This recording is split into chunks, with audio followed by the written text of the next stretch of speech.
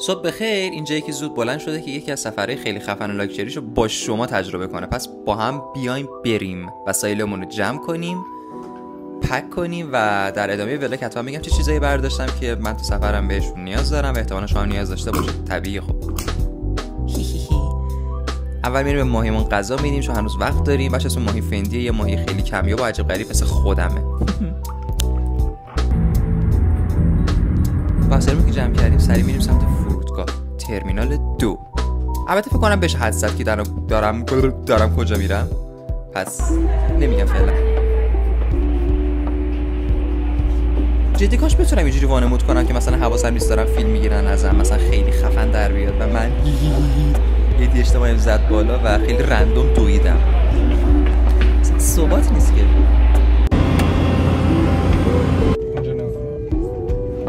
ببینید کی اینجاست. نوید.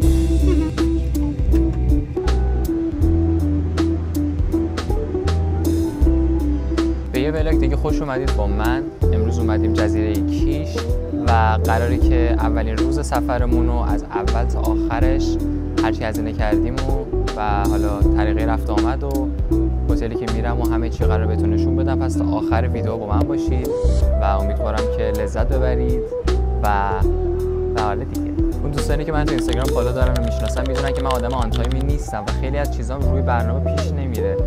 امروز از ترس اینکه از پرواز جا نمونم من قرار بود زود بیدار شم کارامو کنم، از خونه ولاگ بگیرم، ولی خب متاسفانه ساعت 9 صبح بیدار شدم و 11 بعد فرودگاه می بودم. پس سری کارامو کردم و شاید باورتون نشه ولی الان من رسیدم خود جزیره کیش و دارم براتون ولاگ میگیرم. همه چی عالیه، محشر بی‌نظیره. نمی جون نظر شما چی از سفری که اومدیم؟ راضی بودی؟ هوا خیلی خوبه. آره فعلا که راضیم، به جز اینکه سرم خورد توی داشبورد.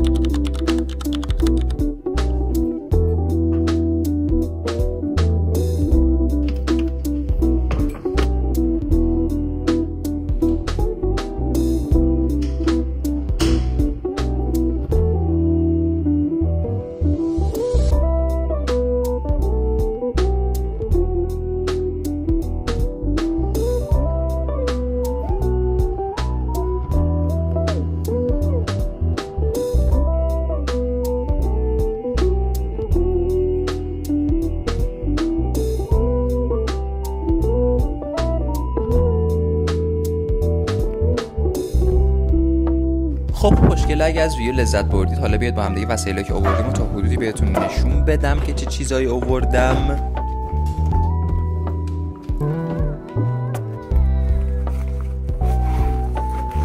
عرضم به خدمت مبارکتون که علاوه بر این جفت کفشی که پامه، من 3 جفت کفش دیگه هم آوردم. یه بالنسیاگا، یه جردن و بازم یه جردن دیگه که خیلی موقع من به کفش اهمیت میدم و دوستشون دارم، پس میذارمشون داخل جا کفشی. شلوار خیلی جلف هم آوردم که فقط برای کلاهای شبونه. خیلی جلف، بیش از 100 جلف، یعنی اکستریملی جلف. این از روم تور اتاقم که براتون گذاشتم و اینکه بهتون بگم من اومدم هتل آریا باستان، خفن‌ترین هتل جزیره کیش در حال حاضر. و اینکه یعنی ما یه چالشی داشتیم که قرار بود اصلا بریم هتل تورنج و یه هفته اونجا بمونیم و گفتیم که خب چه کاریه، 4 روز اینجا بمونیم، 4 روز هم بریم اونور میمونیم، هم تنوع برام بشه، هم حال هوامون عوض شه، هم وایبمون دیگه خیلی یک دست نباشه. پس تقسیم کردیم اومدیم اینجا اول و اینکه طبقه 16 همشه. از قیمتا که بخوام بگم این هتل اتاقاش در حال حاضر از 4.5 میلیون تومان شروع میشه تا 70 میلیون تومان که دیگه اتاقای دیگه سوپر وی آی پی سی آی پی دیگه ربطی نداره. ما طبقه 16 هم و اتاقش رو اینجا شبیه 12.5 میلیون تومان با ما حساب کرده و خب توی یکی از گرونترین تایماش اومدیم. متاسفانه خبر نداشتیم، اگه نه اصلا من غلط کنم بیام تو این تایم اینجا. و خب اینو بگم به اون دوستانی که نمیدونن، بچه‌ها قیمت هتل‌ها و حتی رفت و آمد کلا قیمت همه چیز سوکیش بستگی داره به آب و هواش. یعنی هوا اگه یک کوچولو خنک باشه قیمت هتل 2 برابر میشه. همین هتلی که من اومدم مثلا شبیه 12 میلیون تومنه، اگه بخوام توی تابستون بیام یا فصلی بیام که خیلی گرم باشه شبیه 6 تومن هم میتونم بیام. اینو دارم جدی میگم، مثلا سایت‌ها رو برید چک کنید همین جوریه و خب سیاست خیلی قوی دارن و خب میدونن که توی این تایما شلوغی بیشتره. خب از قیمتا رو میبرن بالا، قشنگ میچاپن. خب چی بگم دیگه. ولی حتما اگه تونستی در توانتون بود زمستون بیایید. یعنی زمستون من تا حالا نیومدم ولی خیلی دوست دارم زمستون سال بعد پولام جمع کنم بیام. هم شلوغ‌تره، هم قیمتاش خیلی بالاتره و هواش بهتره. الان من این تاریخی که اومدم هواش واقعا خوبه، یعنی از تهران یه کوچولو گرم‌تره. من سال پیش که اومده بودم اواخر تابستون و اوایل پاییز بود، اصلا ببین جهنم بود، یعنی می‌نویسی بری بیرون. اینجوری بودیم که میمونیم تو هتل ما یعنی شبش تا ساعت 3-4 بیرون پلاس بودیم، میومدیم هتل تا ساعت 3-4 ظهر میخوابیدیم، بعد بلند میشدیم باز میرفتیم بیرون، چون انقدر هوا کرد بود نمیتونستیم بریم. قشنگ پوستامون مرطوب، خیس، لزه، چندش. در کل بخوام هزینه ها رو حساب کنم برای یک هفته، من سایت رو نگاه کردم برای هتل تورنج یک هفتهش، یعنی توی اون اتاق خیلی خفنشون و خیلی خوب و کوالیتی بالاشون 95 میلیون و 500 برای 2 نفر آب میخوره و اینکه تقریبا همین جا هم همون جوریه، فقط یکم بیشتر. سر همون که گفتم دوبار مثلا حالا هتل رو عوض کنیم، هم جو خودمون عوض شه، هم خسته کننده نباشه. یه هفته بخوای تو یه هتل بمونی برام خیلی خسته کننده از خودی. تنوع رو خیلی دوست دارم، مخصوصا تو هتل و جاهایی که میرم، نه تو آدما. درباره تفریحات کیشم حتما باید فکرامو کنم، نمیدونم چه تفریحاتی رو بردارم. هر سال که میام تقریبا 90% تفریحات رو میره، 10% آخر دیگه یا جا میمونیم یا کلا یادمون میره. ولی تفریح مورد علاقه خودم توی جزیره کیش جنگ رفتناشه، حالت تئاتر داره، موسیقی داره، خیلی خفنه، خیلی دوست دارم وایبشو. و تفریح دیگهش پارک آبیشه بچه‌ها. پارک آبیشو حتما اگه اومدید کیش یه سر برید. پارک آبی اوشن اگه اشتباه نکنم، خیلی خفنه یعنی و احتمالاً یه 2-3 باری قراره برم توی مدتی که کیشم. تفریح دیگه‌ش هم که مالگردی داره بیکامالی که اونم قشنگه، ولی خب تو تهران کلی مال هست، جای دیگه هم میتونیم بریم. برف نگه دونه اسکی رو یخ داره مزخرف. ببین پولتو میریزه سطح آشغال، بهش دردی نمیخوره.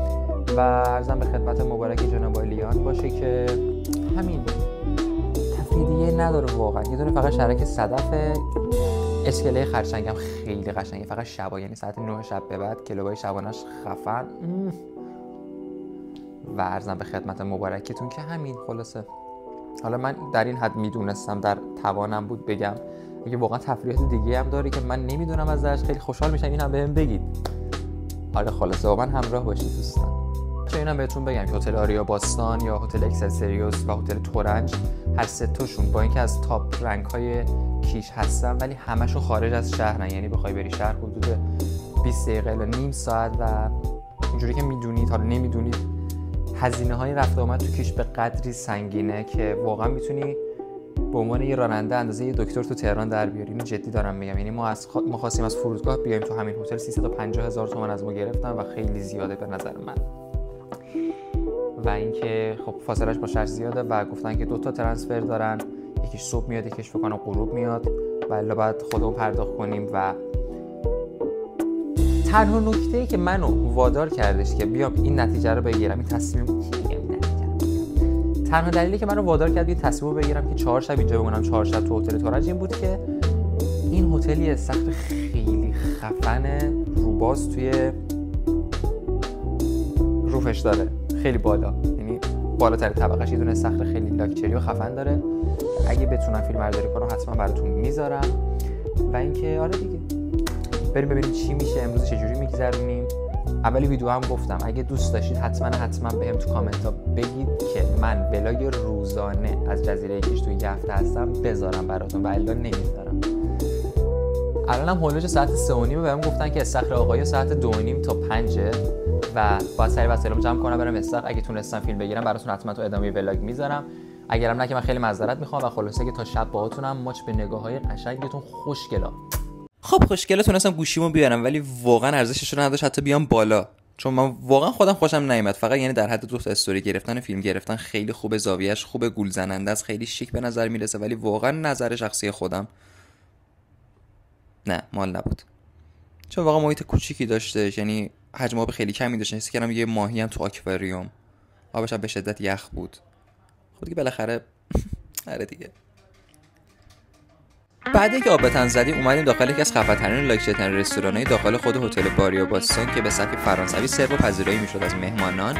اولش من با یک کیک خرمایی شروع کردم که نوید حتی یه گازم ازش نخورد چون گفتش که شبیه سوپ بستنیه و یه قیافه واقعا چندشی داشت که خب طعمش هم بد نبود. برای یه بار امتحان کردن بدک نبود، خیلی شیرین بود چون حساب کن شیره خرما داره بستنی و قصه خلال شده.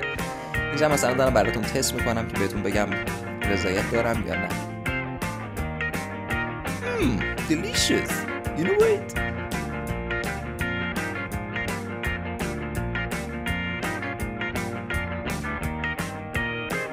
من برای نهار یه تیکه استیک مرغ سفارش دادم که به سبک فرانسوی برامون سرو کردن با 4 نوع سس مختلف و طعمای مختلف که اینم باز براتون اومدم امتحان کنم، تست کنم ببینم you know. خیلی شیک و با کلاس دارم برشش میدم. بچه‌ها حس می‌کنم که اومدم واقعا کاخ سفید دارم روبروی ترامپ یعنی استیک می‌کنم. بعد نمی‌تونم وقتی اینجوری با کلاس رفتار کنم. این چیزی اصلا خیلی خود واقعی باشم. لبالو چامو نگاه. بدک نیست، خیلی خوب بود. یعنی عالی بود. اینم از گارنیشش. من کلا گارنیشه غذا خیلی بیشتر دوست دارم. ولی راستی بهتون بگم این شامپاینی که دستم می‌بینید واقعا شامپاینه. سلامتی خودتون. ولی بدون الکل. یعنی یه جوری آبقند بود انگار. احساس بود دیگه آب قنده. الکی دارم تایید میکنم. اینم ظاهر غذامه بچه‌ها که خیلی واقعا با کلاس داره. و خب رسیدیم به قیمتش. قیمتش رو ملاحظه کنید. برای 2 نفرمون 3,400,000 تومان. خب دیگه آفتاب غروب کرد، با هم بریم میکامال، بزرگترین مال جزیره کیش که مطمئنم خیلی اگه رفته باشن کیش حتما اینجا رو رفتن، اگه نرفتیدم برید. خیلی شیکه. جام دارم باز با نوید قدم میزنم چون قیافه ترکیده، قیافه عوضی، اغلب جهان پیرامون رو میخوایم یه نگاهی بندازیم.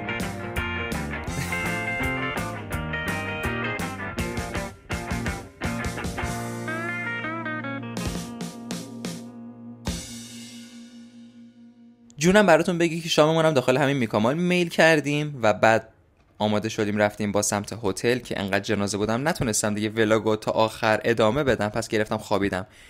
منتظر ولاگ فردا حتما باشید. ماچ بهتون تو کامنت ها بهم بگید بهتون خوش گذشت یا نه.